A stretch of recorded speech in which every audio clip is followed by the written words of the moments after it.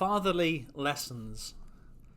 Last month, much of the world celebrated Father's Day. Did you know that Father's Day was founded in Spokane, Washington, at the YMCA in 1910 by Sonora Smart Dodd, who was born in Arkansas?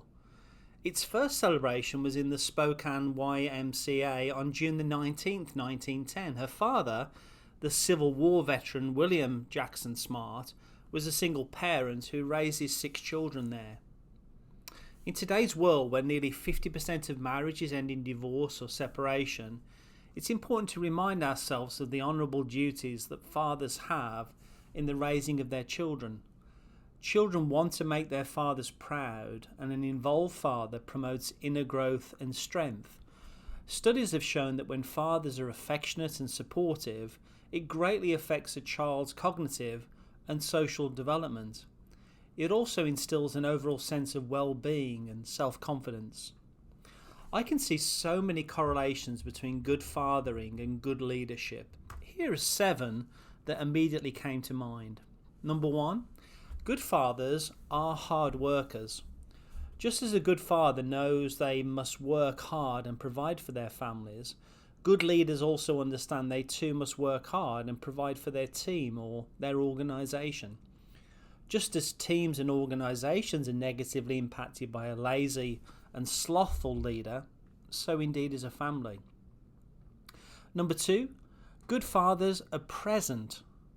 Just as children and a wife need their father and husband to be present, a team or organisation needs their leader to be present. Fathers and leaders, of course, cannot be in 2 places at once, and yet I've noticed that great leaders prioritise and protect family time while likewise working hard when they are at work. Number 3, good fathers are faithful. Just as good husbands are faithful to their wives, good leaders are faithful to their team or organisation. Bad leaders are always jumping ship, looking for greener grass over the fence, and are often lured away by the promise of more money and greater prestige. They lack loyalty. We all know the negative impact infidelity can have on a marriage and upon the children of that marriage. Number 4, good fathers don't have favourite children. Just as it can be harmful to the confidence of a child who doesn't feel as loved as another, teams and organisations can implode if it's evident a leader exhibits favouritism. Organisational psychologists call this behaviour micro-iniquities, and it can cause a team toxicity. Go figure. Number 5, good fathers are actively involved in the development of their children.